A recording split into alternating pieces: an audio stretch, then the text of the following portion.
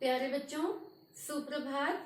मैं मनदीप शर्मा, आपकी हिंदी की अध्यापिका, हिंदी की ऑनलाइन कक्षा में आज पुनः आपका स्वागत करती हूँ।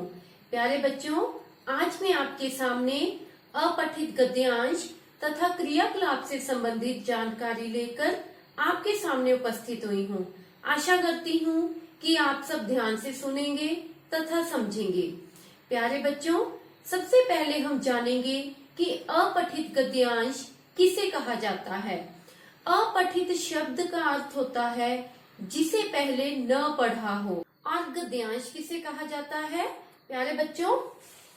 जैसे कि यहाँ से लेकर यहाँ तक एक गद्यांश हुआ और यहाँ से लेकर यहाँ तक दूसरा गद्यांश हुआ, जिसे आप इंग्लिश में पैराग्राफ भी कहते हैं।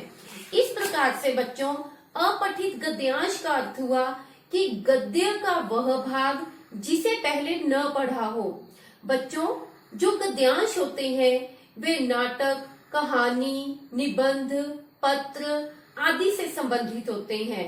और जो कहानी, नाटक आदि आपको कक्षा में पढ़ाए जाते हैं, अगर उनमें से आपको कोई गद्यांश दिया जाए तो उसे पठित गद्यांश कहा जाता है, क्योंकि वह आपने कक्षा में पहले पढ़े होते हैं। अब आइए समझते हैं कि अपठित गद्यांश का आगे क्या किया जाता है। प्यारे बच्चों, सबसे पहले तो आपको दिए गए अपठित गद्यांश को ध्यानपूर्वक पढ़ना होता है, ताकि आपको यह ज्ञान हो जाए कि गद्यांश किस विषय से संबंधित है। उसके बाद अपठित गद्यांश के नीचे कुछ प्रश्न दिए जाते हैं, जिनके उत्तरों को हमने गद्यांश में से ही ढूंढकर लिखना होता है। आइए अब मैं आपको एक अपठित गद्यांश के बारे में जानकारी देती हूँ, जिससे आपको अच्छे से समझ भी आ जाएगा। प्यारे बच्चों, यहाँ हमें एक अपठित गद्यांश दिया हुआ है, जिसे हम पहले पढ़ लेते हैं। किसी तालाब में एक कछुआ रहता था। तालाब के पास मांद में, बच्चों मांद का अर्थ होता है गुफा, रहने वाली एक लोमड़ी से उसकी दोस्ती हो गई। एक दिन वे तालाब के किनारे गपशप कर रहे थे कि एक तेंदुआ वहां आया। दोनों अपने अपने घर की ओर जान बचाकर भागे।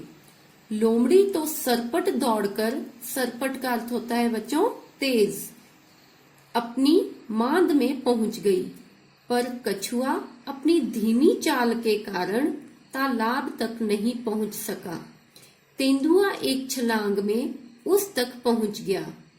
बच्चों, अब इस अपठित गद्यांश के पश्चात हमें कुछ प्रश्न दिए गए होते हैं, जिनके उत्तरों को हमने इस गद्यांश में से ही ढूंढकर लिखना होता है। आइए सबसे पहला प्रश्न देखते हैं। कछुआ कहाँ रहता था? इसका उत्तर हमें इस अपठित गद्यांश में से ही ढूंढना है। आइए देखते हैं। किसी तालाब में एक कछुआ रहता था। तो बच्चों, मिल गया हमें पहले प्रश्न का उत्तर। इसका उत्तर क्या हो गया? कछुआ कहाँ रहता था? कछुआ तालाब में रहता था। अब अगला प्रश्न है कि कछुए की दोस्ती किस से हो गई?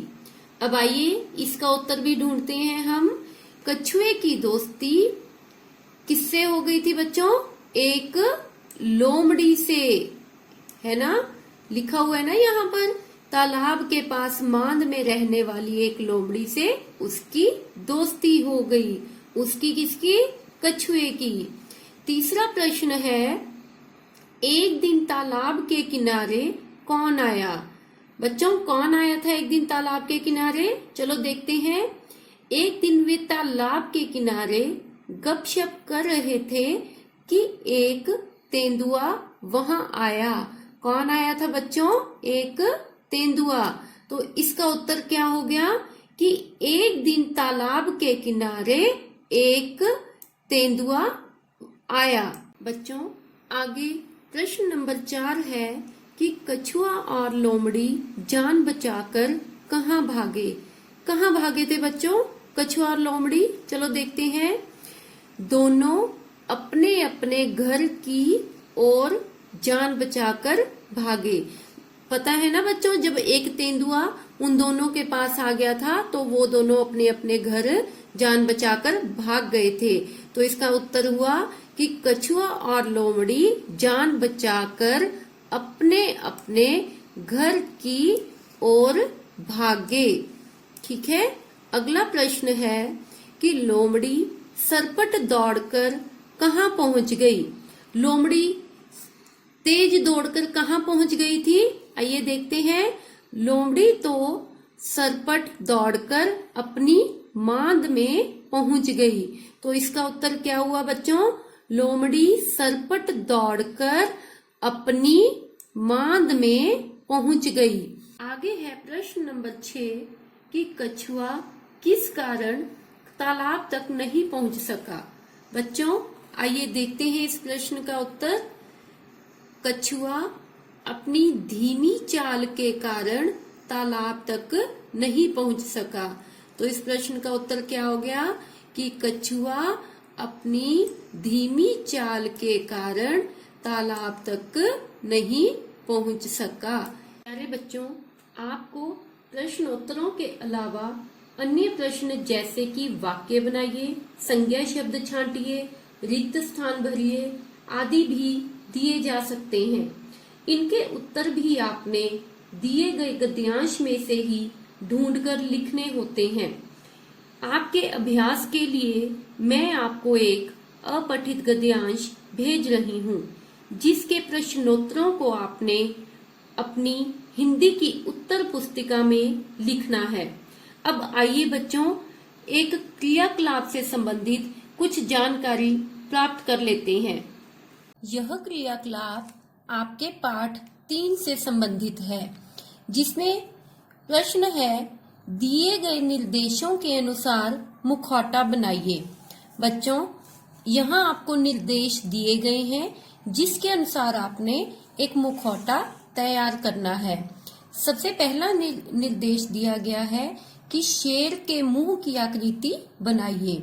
इसके लिए बच्चों आपने एक पेज लेना है और उसके ऊपर जैसे यहाँ चित्र में दिखाया गया है इसके अनुसार ही आपने उसके ऊपर शेर के मुंह की आकृति बना लेनी है।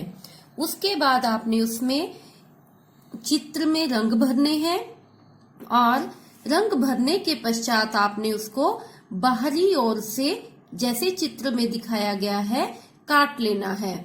और आपको पता है मुखौटा मुंह पर लगाया जाता है, तो मुंह पर बांधने के लिए उसमें एक धागा पिरोना है।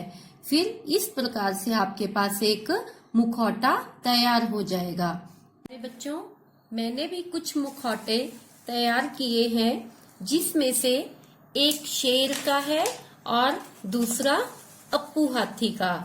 इस प्रकार से बच्चों आप भी अपने मनपसंद जानवरों से संबंधित मुखौटे तैयार कर सकते हैं। और जिस प्रकार से मैंने मुखौटे को एक शीट के ऊपर चिपका दिया है, आप भी अपने द्वारा बनाए गए मुखौटे को शीट पर चिपका सकते हैं। इसे बनाने के पश्चात आपने इसे अपने पास संभाल कर रखना है। इस क्रियाकलाप के आपको बाद में अंक दिए जाएंगे। प्यारे बच्चों, अगला कार्य आपको बुधवार को भेजा जाएगा। तब तक आप आज के कार्य को आराम से कर सकते हैं। धन्यवाद।